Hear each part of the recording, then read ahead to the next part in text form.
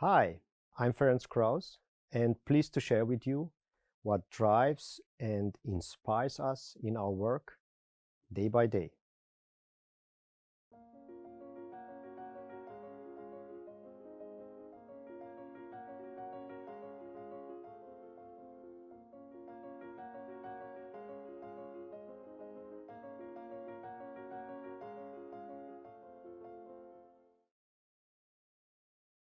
The Laboratory for Attosecond Physics, the Center for Advanced Laser Applications, and the Center for Molecular Fingerprinting are homes for synergy. Our work is driven by curiosity and inspired by a specific vision of a future state, a state that does not yet exist. In the language of Simon Sinek, a just cause. Imagine a future in which healthcare places utmost focus on preserving your health, rather than allowing you to become severely ill before seeing a doctor. To this end, every human being undergoes a medical checkup once a year. Central to the checkup would be a molecular fingerprint of the person's blood, carrying information on its entire molecular landscape. The change of one's molecular fingerprint from year to year would be entered anonymously into a global database. It would reflect the annual alteration in the molecular composition of the person's blood. With an increasing number of individuals contributing, the database could gradually narrow down the normal range of the annual change in fingerprint. The narrowing baseline would result from growing insight into covariate dependencies and correlations of fingerprint changes with transitions in health state.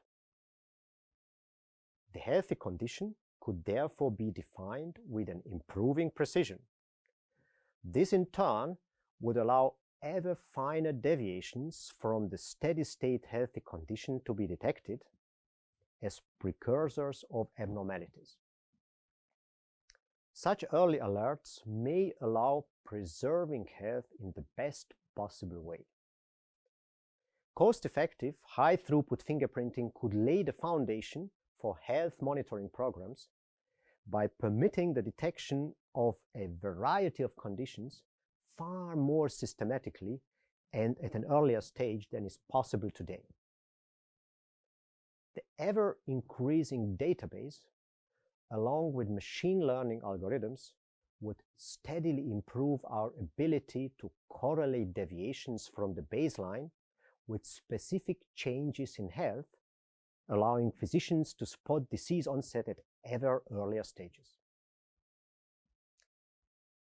Observing a person's predisposition to disease, capturing early signs of disease onset, and affecting lifetime choices could keep more individuals out of the hospitals and generally reduce the cost of the healthcare system.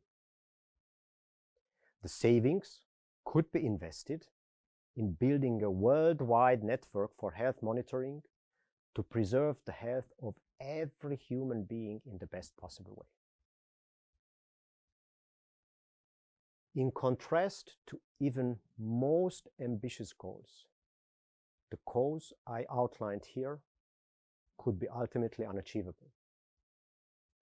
But even merely approaching it may help improve the quality of life of ever more people. And even if we are unlikely to approach this vision in our lifetime, we are committed to its pursuit, in the hope that others will carry on the journey we started. We invite you to join in and help us develop and validate the new technology we believe may enable us to advance our cause to the benefit of everyone.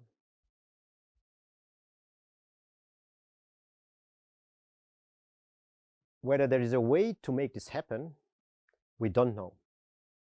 But we do have an idea what requirements the ideal approach to cost-effective and risk-free health monitoring should meet.